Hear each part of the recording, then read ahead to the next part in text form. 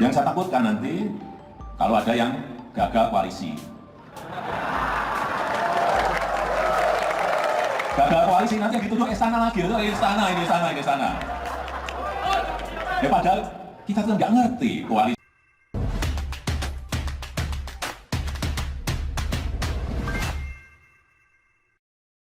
Sindir siapa? Jokowi. Saya takut kalau ada yang gagal koalisi, nanti istana dituduh. Ditulis oleh Eko Wibowo dari siwar.com.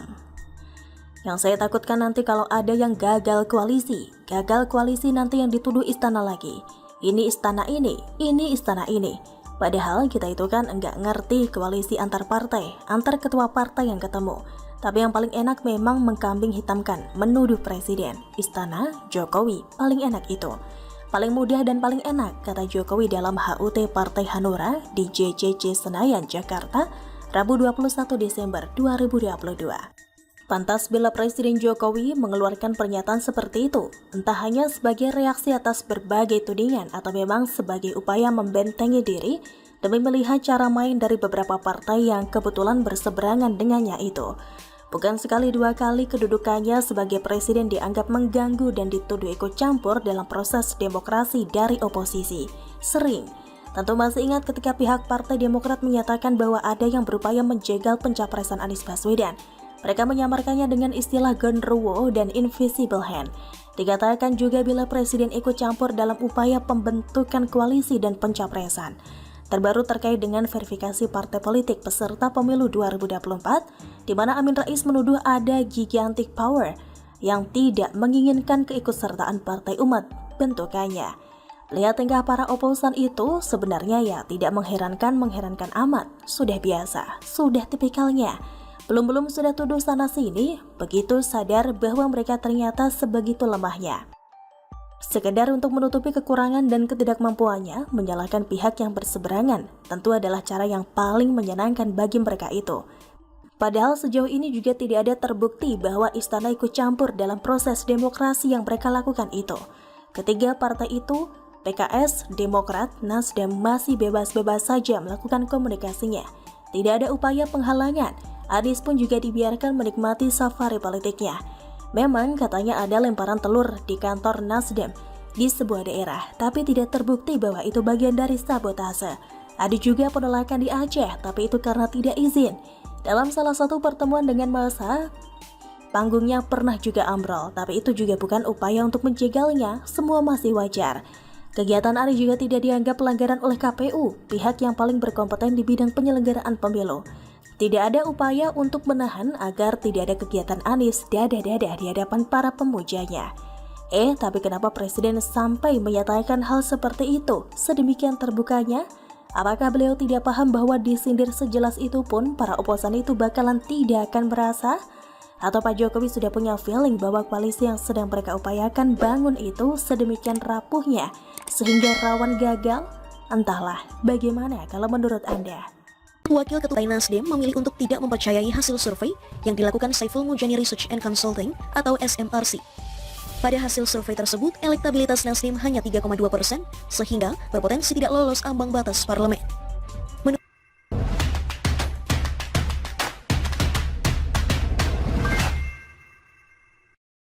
Nasdem semakin amblas, kini di bawah Perindo menurut hasil survei terbaru SMRC ini. Ditulis oleh Widodo SP dari siwar.com. Saiful Mujani Research Center atau SMRC belum lama ini mengadakan survei menarik yang dilakukan semi terbuka dan berisi pertanyaan, jika pemilihan anggota DPR dilakukan sekarang, partai atau calon dari partai mana yang akan ibu atau bapak pilih? Fokus dari survei ini memang bukan menyasar pada partai yang belakangan kontroversial langkah-langkahnya, seperti Nasdem atau Partai Umat, melainkan memang menyasar seluruh partai. Nah, hasilnya pun tidak bisa dibilang terlalu mengejutkan karena posisi tiga besar seperti bisa diduga masih menjadi milik PDI Perjuangan, Golkar, dan Gerindra.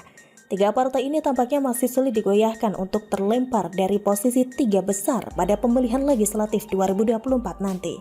Sementara mengekor di belakang tiga partai tadi ada Partai Demokrat, PKS, lalu PKB dan Perindo. Kita sudah dapat 7 nama teratas partai yang kemungkinan akan dipilih jika merujuk pada survei SMRC tadi. Bagaimana dengan persentase perolehan suaranya?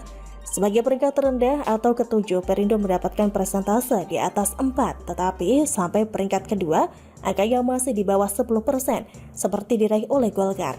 PDIP seperti biasa, melejit sendirian dalam perolehan suara yang berada di kisaran 24% lebih.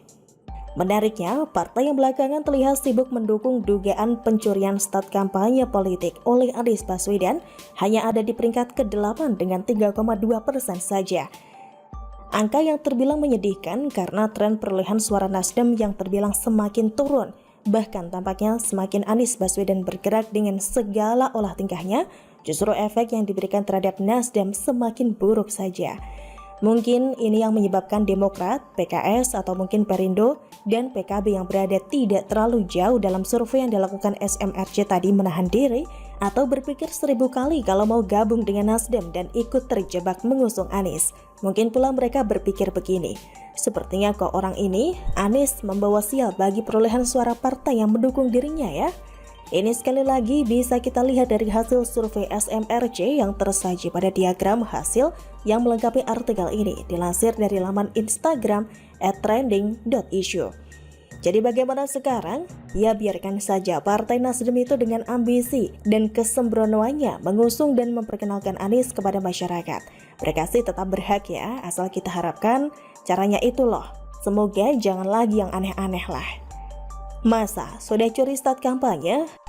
Lancang benar pakai lagu nasional. Terus sudah begitu nggak hafal pula teks lagunya karena hanya dicuplik sebagian terus dipaksakan untuk bahan kampanye. Wes angel. Akhirnya semoga hasil survei terkini dari SMRC jelang akhir tahun ini semakin membuka mata masyarakat bahwa sebaiknya pada pemilihan 2024 nanti Nasdem kita beri pelajaran bersama-sama. Begitu pula dengan partai-partai lainnya untuk mencoba untuk memainkan taktik politik yang berpotensi memecah belah bangsa, terutama yang bersepakat mengusung orang-orang yang menikmati keuntungan dari politik identitas dan penggunaan agama yang dipaksakan ke ranah politis. Bagaimana menurut Anda? Begitulah kura-kura.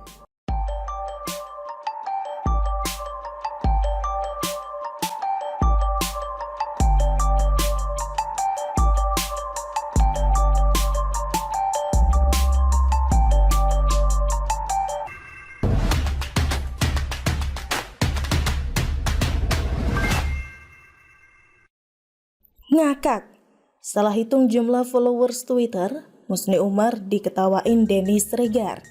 Ditulis oleh Ferry Padli dari siwar.com. Lagi dan lagi Musni Umar menunjukkan kualitasnya sebagai profesor di